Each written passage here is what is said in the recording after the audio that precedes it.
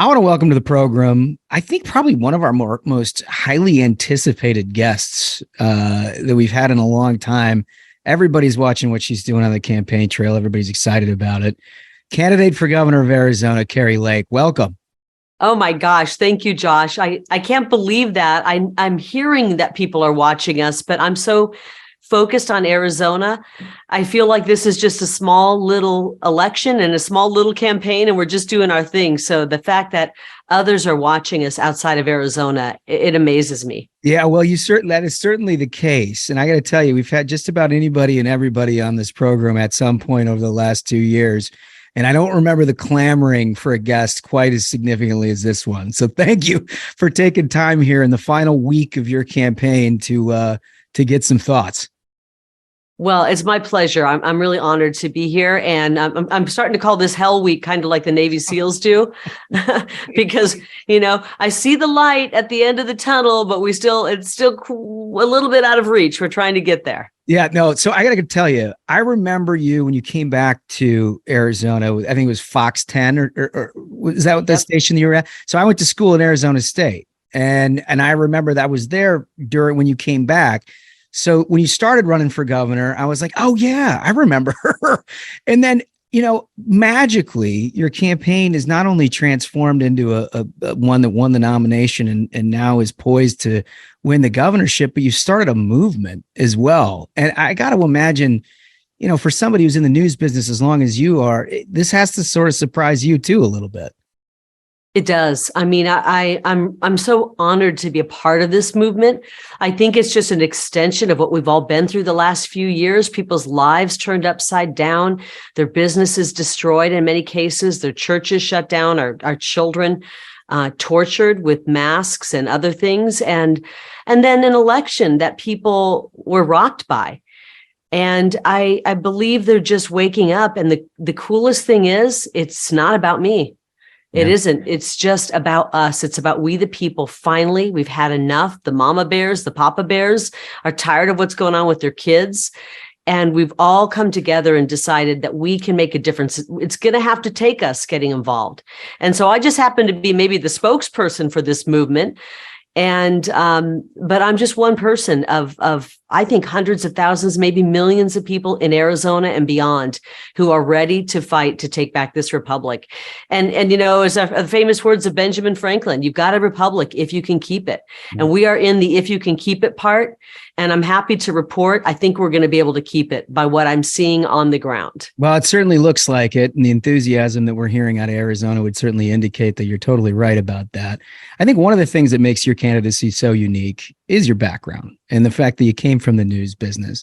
And look, everybody is fawning over these clips, right? Where the CNN reporter comes in and tries to bull you around like they always do, right? With every Republican candidate that looks like they're within a country mile of destroying their dreams, they come in and try to sabotage you with a whole bunch of questions that either pit you against fellow Republicans or try to drum up other chaos, and you're not having it. Yeah, well, that comes from 30 years in the business. And so I know how they operate. I can see a loaded question from a mile away. They start with a soliloquy and then they push their agenda and you can feel the narrative coming at you. And so I'm just listening and I'm like, oh, I know what they're up to. And I pounce in my answer. And I'm just not afraid of these people, Josh. I mean, I'm going to be really honest. First of all, 90% of the people in mainstream media, maybe more, are Democrats. And look, you have a right to be a Democrat. That's great. But 90% of them or more in media are Democrats. So you're going to get an ideology of one side being shoved down your throat. And we see it 24/7. And the people in media, a lot of the smart ones have been pushed out because they made too much money, perhaps. The ones with depth in the market who truly understood each market that they worked in were pushed out in favor of hiring 3 or 4 people fresh out of journalism school where they're actually training them to be activists. Right. So the people in the media aren't that smart. It's not hard to outsmart them. I mean, I don't mean to be rude, No, I but mean, I that's think just that's a right. fact. I think that's right. I mean, you're just the only one that says that, right? I mean, look, I remember in Arizona, for example, I mean, when I was there in the late 90s, early 2000s, the media wasn't nowhere near as bad as it is now, right? I mean, the Arizona Yeah. Republic in some ways was sort of a center-right publication in many respects. And in the last, 5, 6, 7 years, maybe a little bit longer than that, everything monolithically is just turned into a left-wing activism device. Yeah. We've stopped talking to that paper altogether. We tried to give them interviews where we'd say, okay, if you want to talk about policy, but they've done, 3 to 4 hit pieces a week during the primary. Then we finally said, all right, we'll sit down with you. Let's talk about our border policy. That affects every Arizonan. And the questions again were loaded. You could tell they were coming from an angle of somebody who doesn't want a secure border. I went through and did all the work, and we burned them so hard in that interview, they never wrote the article. I mean, we got them. I got them every single turn. They didn't even write the article because it was such a complete beatdown. And so we just finally said, forget it. We're not going to talk to them. When we give them comments, the comment that I give usually completely goes against their narrative and destroys their whole plot. And so they would not even run my comment. And I finally just said, I'm not going to deal with these people. They are dishonest. Great. They're propagandists, and they are trying to stop our movement and stop the people of this great state. And so now it's kind of funny to watch them try to get questions answered. And I think they're going to go completely under at some point because no one's subscribing to them anymore. Everyone's on to the agenda they're pushing. And I don't know how you keep the lights on and pay the bills when no one's subscribing to your paper. Well, I mean, you're a testament to that, right? I mean, if people took any of that stuff seriously, you wouldn't be sitting here. You certainly wouldn't be leading in a governor's race for Arizona. I mean, the fact of the matter is that they've so discredited themselves over a number of years over really serious things that impact the American people, that it's about time that we have somebody that just says, the hell with you. Yeah.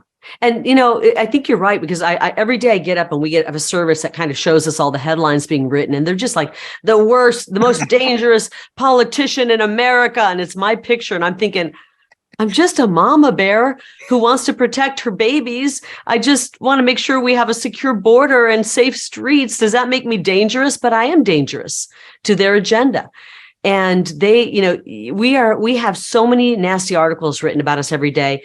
The people have to be onto it, or these articles would have brought us down by now. Totally. But you're right. The people are onto it. And I'm not just talking about us conservatives. I think the people in the middle are onto it as well. Yeah, no, I completely agree with that.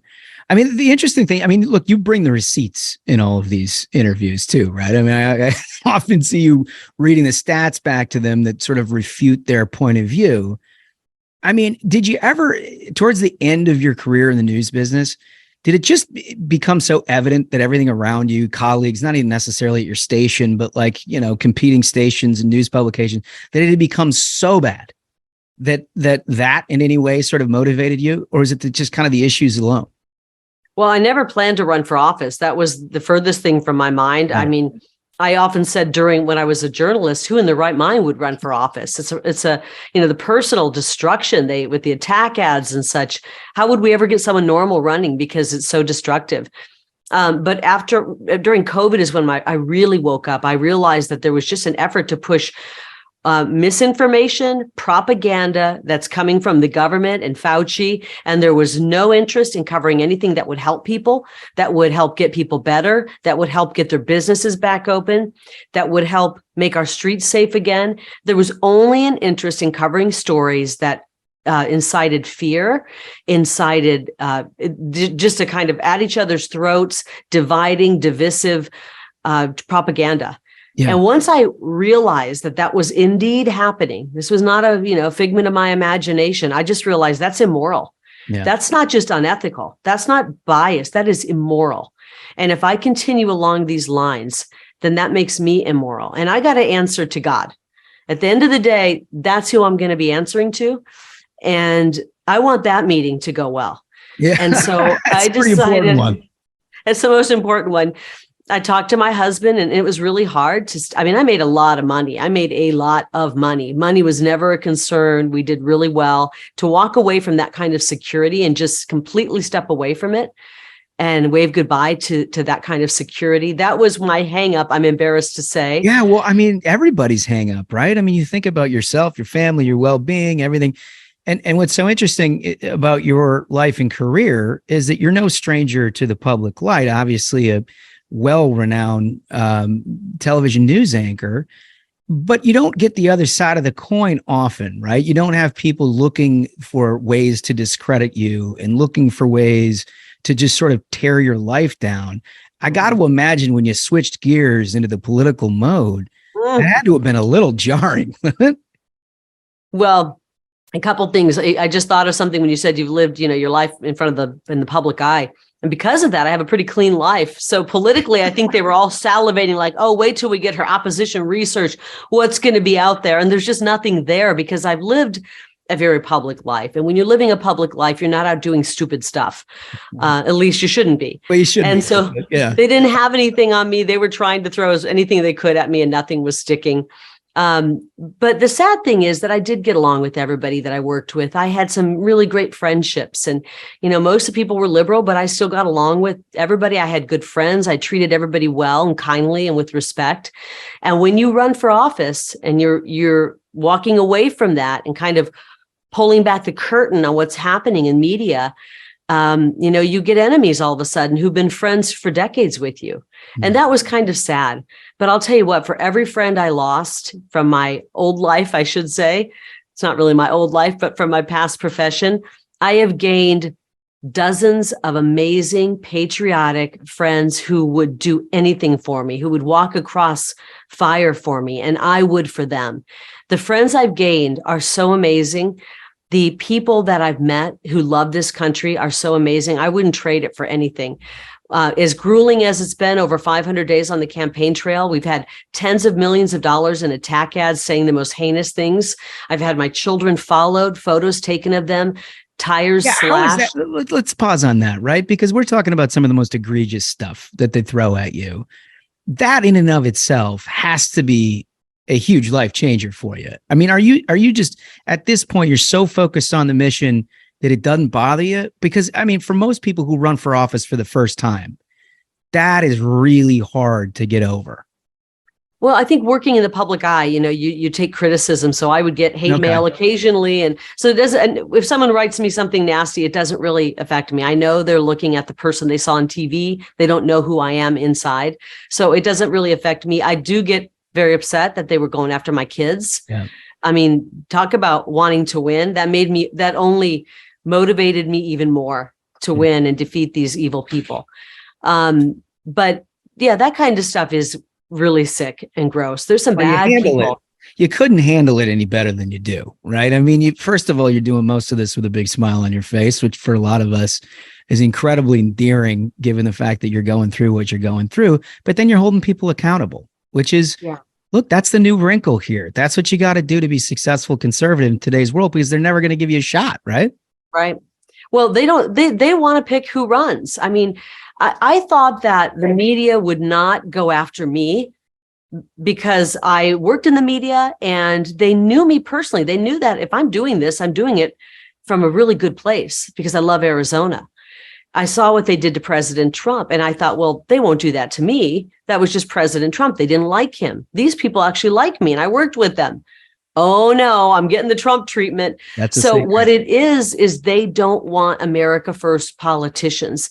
They don't want citizen politicians. They want people they can control. And they can't control President Trump. They can't control people like me and anybody else they're attacking. One of my new lines on the campaign trail is whoever the media is attacking the hardest and the most relentlessly is the person you need to vote for. Because those are the people that they can't control. And those are the people who are truly in this to return and restore our government to we the people. Well, it is well said and a lasting lesson of your candidacy and what you're going through in Arizona.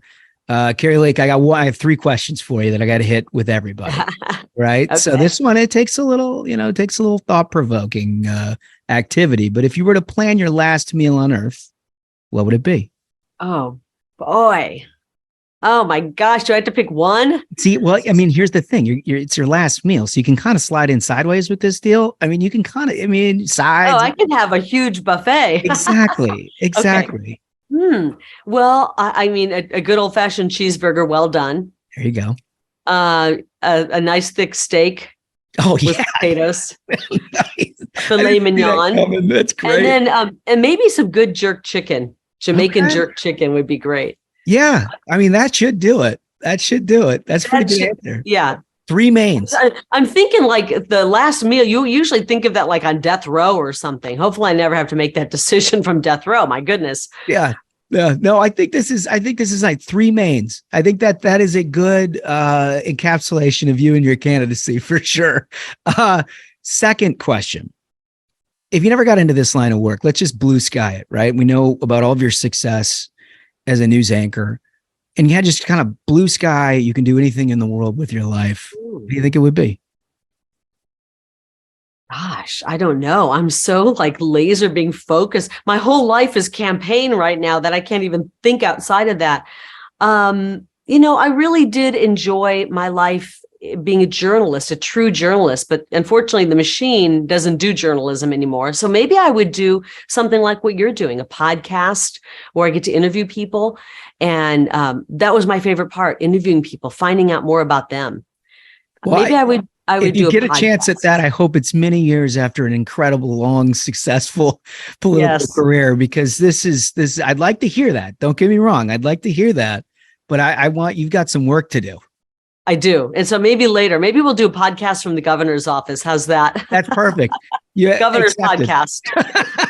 I love that. I love that. It's great. All right. So last question, I'll lay it out for you. Our view is that almost all successful people on earth are motivated by one of two things: the thrill of victory or the agony of defeat. And it's not that anybody enjoys losing or that people don't enjoy winning, but it's what motivates you to get to the next goal, the thing that you never thought you'd be able to do. And the thrill of victory, people are always sort of the glass half full, always charging up the hill to the next endeavor, self-motivated kind of individuals. The agony of defeat people, like the best example ever is Michael Jordan, right? Where it's like any success he ever had, he enjoyed for about 3.5 minutes. But any defeat or setback that he had, he carried around like a backpack, and he worked that much harder to ensure that it never happened to him again. And so much so he had to invent things to keep himself motivated, right? So those are the two poles. I'm curious as to where you think you find yourself on that spectrum. Well, I don't lose very often, so I guess I'm motivated by victory. I'm the youngest of 9 children.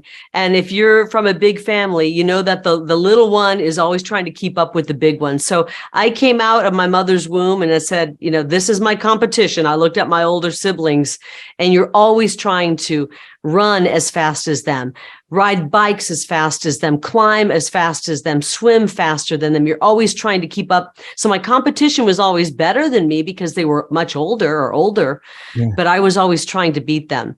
And oftentimes I would, by the way. So I'm pretty competitive. I joke that really, I didn't pick that up. When my kids were little, we still do. When we play like Marco Polo in the swimming pool, we play to the death. I mean, we will leave the swimming pool with scrapes on our arms, bruises. We play every game very competitively, and I absolutely hate to lose. So I guess I'm motivated by victory because I hate to lose. There's an element of agony of defeat in there, though, in the end, right? The hatred of losing is part of it. It's part of it. Listen, I get it. It makes perfect sense to me. Listen, we're all totally behind your candidacy. We can't wait for you to be the next governor of Arizona. Let us know, where can our listeners go to help you and your campaign out here in the final stretch? That's so nice of you. We've got we have had people come in and start helping us out. We were up against kind of the establishment and the primary, and thankfully they've come around. Many of them have come around, and they're with us now because they realize we're going to bring common sense solutions to the problems in Arizona. We're going to secure that border, protect the rest of the country as well. So they can go to karilake.com.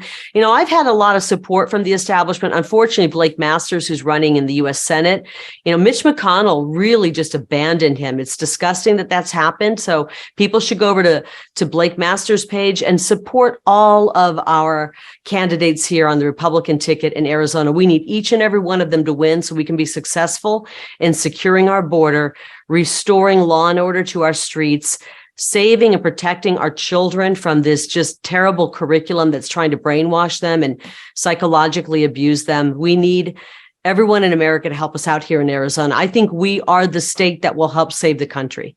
Yeah, well, listen, I got a little different interpretation of my interactions with Mitch McConnell than you do, but that's for another day, because this is all about all of us throwing an arm around everybody, and we have to win. There's no joke, there is not another election that is more important with this one. If we have 2 more years of Democratic run federal government, state governments, local governments, we're in a world of trouble. We won't be able to recover from that. So failure is not an option, ladies and gentlemen. It's not an option. Thank you for what you're doing. Go win one, and we'll talk after you're governor. Looking forward to it. Thank you for having me.